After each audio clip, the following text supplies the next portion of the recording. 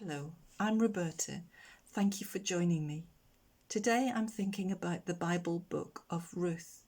This is a story of survival and a story that has something to tell us about the nature of what it means to be fully human and the nature of God. I travelled to the small African country of Malawi about 35 years ago. This is a country where people every day face a struggle for survival. The World Bank tells us that about 70% of the population earn under $1.90 a day. That makes them very poor. And 25% of the population struggle to find the basic food they need. As I travelled around that country, I was representing the Presbyterian Church in Ireland. I travelled on buses and in the back of open-top jeeps and lorries along with another young person, and we visited hospitals and churches that were supported by the Presbyterian Church.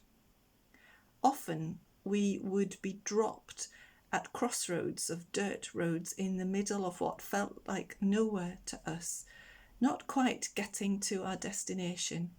And I can remember standing at many a crossroads, looking up and down and thinking, well, what happens next? And without fail, a Malawian person would come along and would either know what we needed or would help us to get to where we needed to be. We found such thoughtfulness and generosity as we travelled around. One night we had to stay in a rendezvous, which is a very simple hut type place, a rest house that was empty on the shores of Lake Malawi. When we arrived at this place for our overnight stop, we were on our own and there were no shops around to buy food and no cafes or anything like that.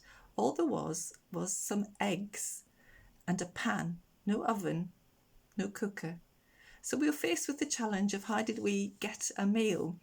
I wasn't a Girl Guide, but I remembered that there was something about if you struck stones together or wood and stones. So I tried various combinations, but all that got hot was my hands and my face.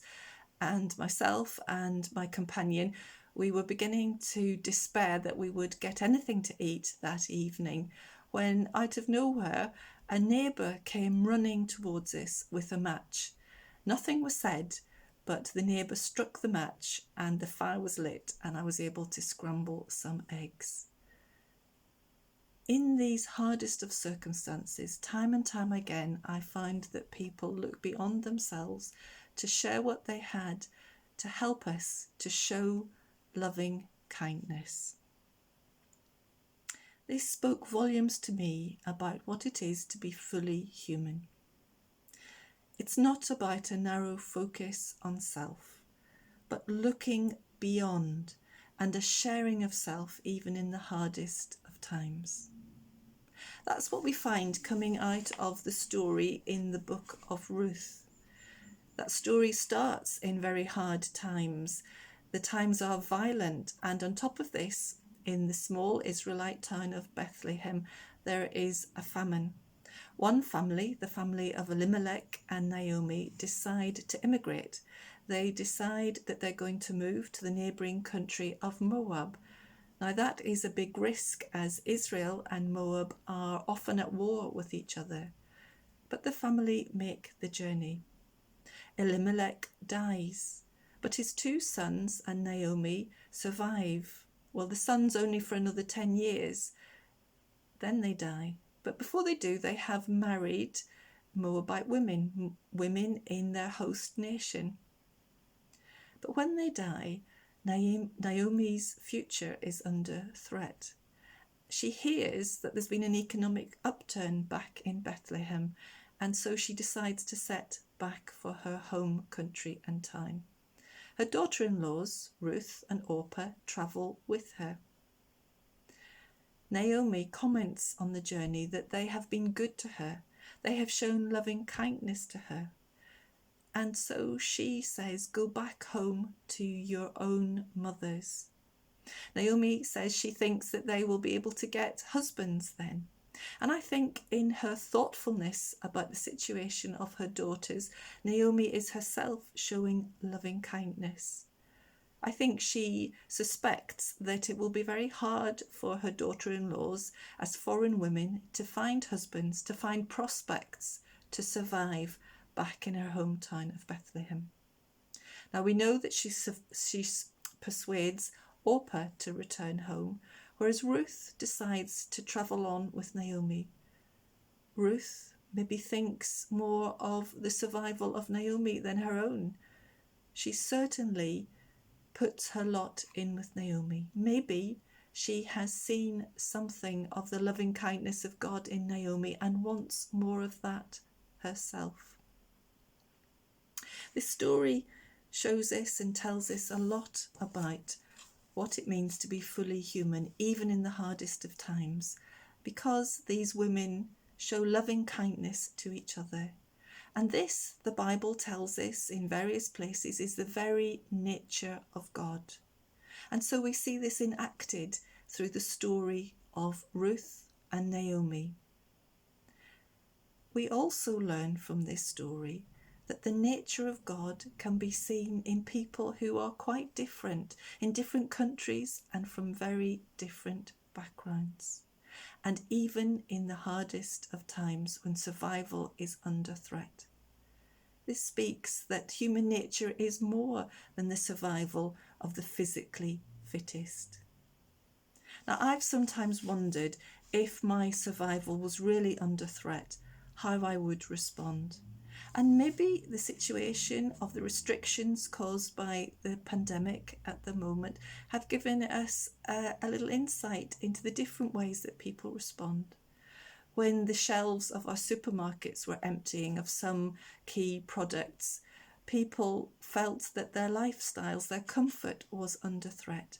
Some responded by stockpiling, whereas others through this time have shown the greatest of interest and concern in others and deep loving kindness. Now, sometimes our current situation with the pandemic has been compared to the Second World War. And certainly if we look back in the 1930s and 40s, the situation was dire and desperate for a large number of people in Europe. The diary of Anne Frank, a young Jewish girl who went into hiding with her family in Amsterdam during the Second World War, has shown us what it was like for some families. Anne's family were hidden in a secret annex at the back of her father's jam factory. We know about Anne and her thoughts. We know less about the people who helped them. But I visited the secret annex on a visit to Amsterdam a few years ago and learnt more about Miep, Cleese and the people from the factory, the employees of Anne's father, who put themselves at great risk to share their rations and to get enough food for the family. Now, of course, the family were discovered and taken to prison. But Miep, that special friend, put her own survival at risk by going to the prison to beg for the family's release, and she even took a bribe, but of course it didn't work. We also know about other people who helped the family when they were taken to the concentration camp. Anne discovered that one of her friends, a girl called Hannah, was also there with her family. But Hannah was in a different part of the camp, a camp that had a few more privileges because of the passports that Hannah and her family had. And Hannah and Anne met up through the fence, and Anne was able to ask Hannah for some help with soap and bread and socks. And Hannah got some soap and threw it over the fence. Unfortunately, another inmate caught it and ran off with it.